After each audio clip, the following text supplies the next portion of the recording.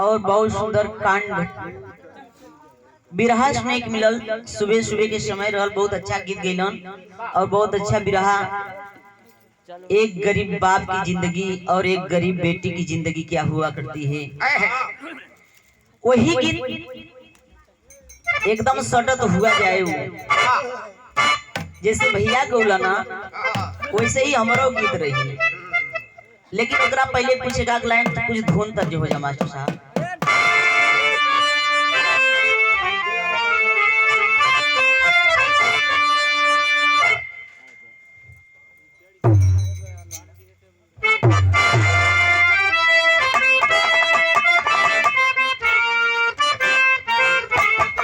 बहुत अच्छी।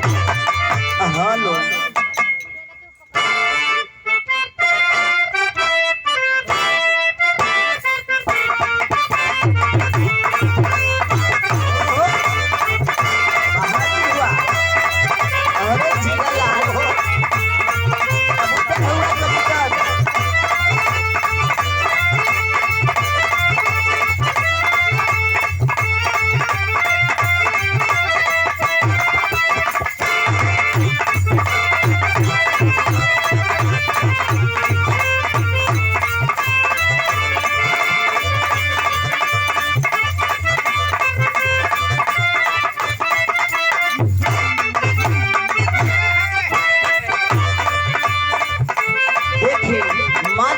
गीत संकेत के लिए हुआ।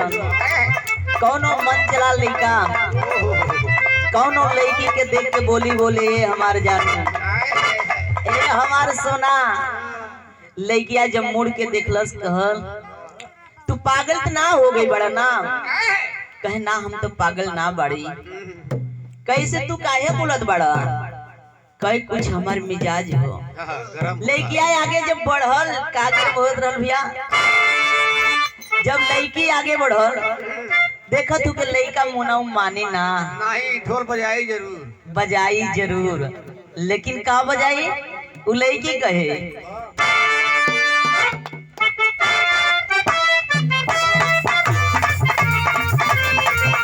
बहुत अच्छी।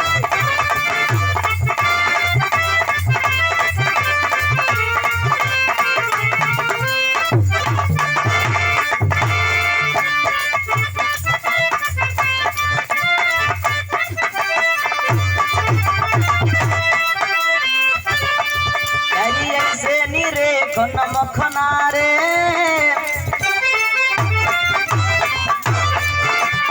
भैया के नमवा का हो वरुण भैया, क्या बात है। वरुण भैया जैसे कोनो लड़का रहल हमें तो बहुत अच्छा सम्मान दिलन, गुरु के सम्मान दिलन, तो हम अपने भाई के सम्मान देते हैं।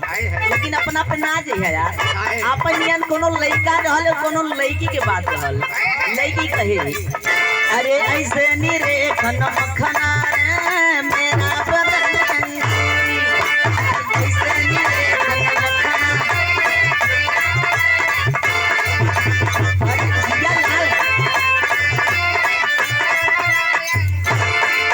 अरे छोरा छी छोरा तू लगता रखना हमसे दूरी, छोरा छी छोरा तू लगता।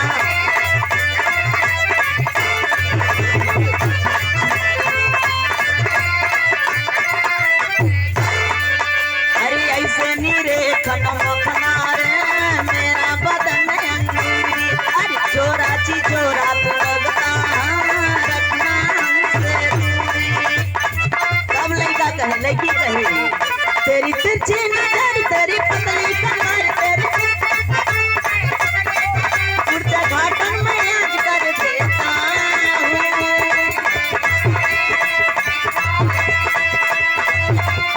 अरे पंडित जी का बेटा हूँ चुम्मा चिपक के।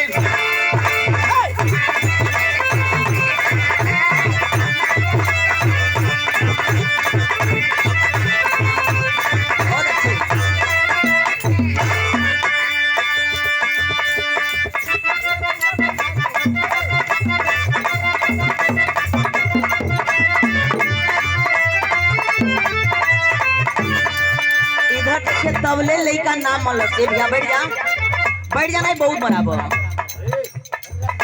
अभी कहती हल्ला मत कराना, आराम से बैठ जा। अच्छा लड़का नाम की नहीं तो जानत हुआ ना, बहुत मार चुका।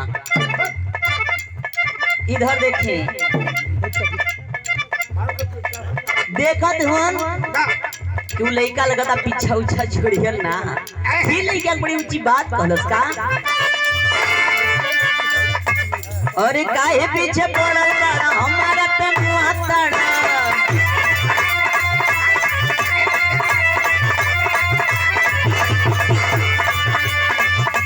काहे पीछे पड़ल बड़ा हमारा पे मुंह तड़ा, दूसरे का जर बड़ा ना फूके पिए तड़ा।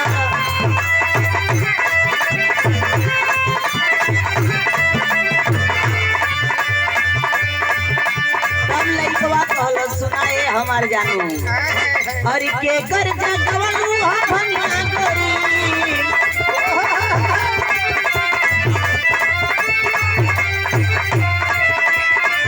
अरे कहाँ लगवलू हो अगिया गोरी,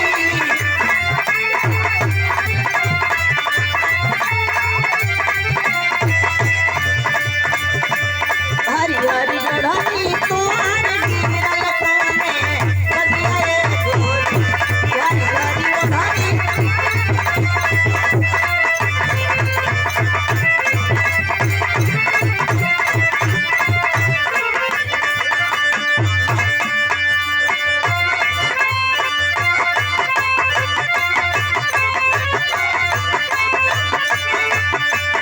लड़किया की शादी हो गई, वैसे ना मनवा। अब हम ससुरा जाता नहीं, अब वही तो कुटवाऊ। तू जब यही बात तब लगा था पीछा उछा छोड़बा ना कहे।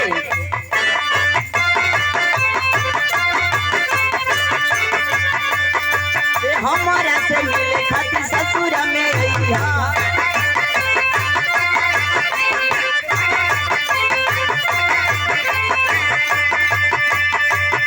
अरे जान गई है पिया जानू ही का तू प्रेमिया,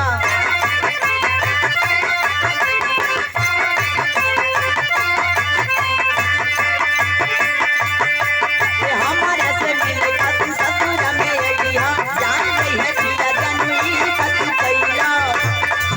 अरे ऐसे न झटका मार के जा, अरे ऐसे न झटका मार के जा, यही लड़का हो यही लड़का हो यही लड़का मुहावा मार के जा यहाँ पर।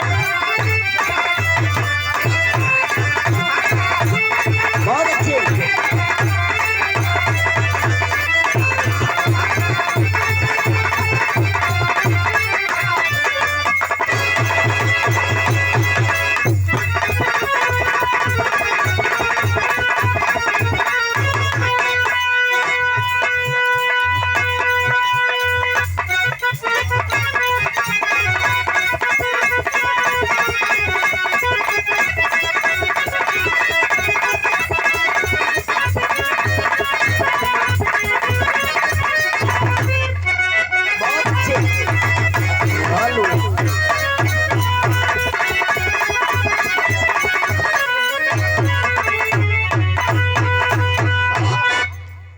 देखिए इतना तो तोपले हुआ तो उठे आखिर में देखा तो आपका पूरा मोड़ के सोले हुआ, कोई दिक्कत ना सो जा, लेकिन हमें ध्यान से देखत रही सोवत हुआ जागत हुआ नहीं सपना में रहला, घरे के याद आवत रहा। क्या बात है। लेकिन देखिए उधर से भैया की तरफ से बहुत अच्छा बिरहा सुने के मिलल कांड, लेकिन एक इधर से भी बिरहा सुबह सुबह के समय हो गई बा। गुरुजी जिसने आप बिरहा लिखले हैं उसने बिरहा एक हमरे तरफ से, एक गरीब बाप की जिंदगी और एक गरीब बेटी की जिंदगी क्या हुआ करती है, हमारे हिंदुस्तान के लोग कैसे व्यवहार करते हैं बतावल गई। कैसे मास्टर साहब?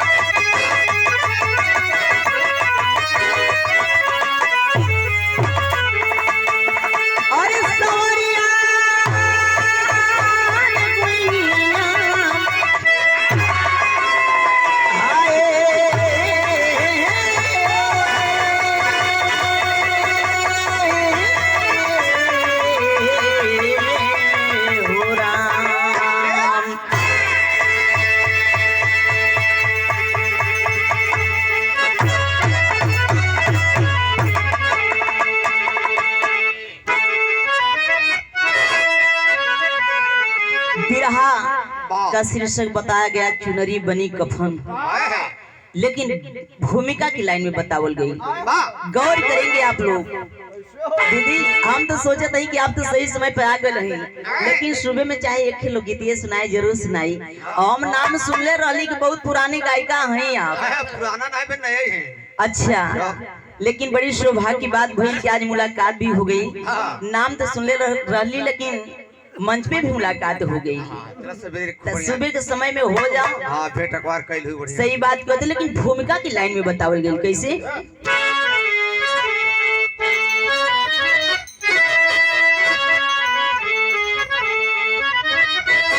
आज फरियाद किससे करेगा कोई, जबकि जल्लाद सबई नजरिया रहे। किसी को अबला बेचारी कन्हैया कहूँ, न्याय अन्याय से सबूत दिखाते यहाँ। किसी को अबला बेचारी कन्हैया कहूँ,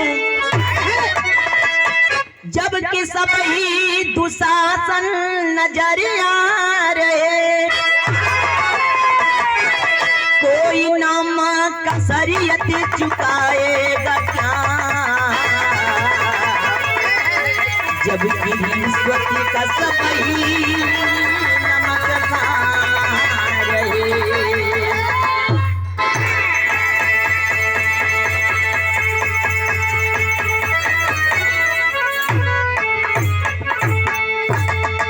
बताया गया बाबूजी, जिस हिंदुस्तान को सोने का चिड़िया कहा जाता है, जिस हिंदुस्तान को सोने का चिड़िया माना जाता है बाबूजी, आज हमारे हिंदुस्तान के लोग कहां से कहां चले गए शर्म आती है। ये भैया क्या करत हुआ हो, ए इनके भगावा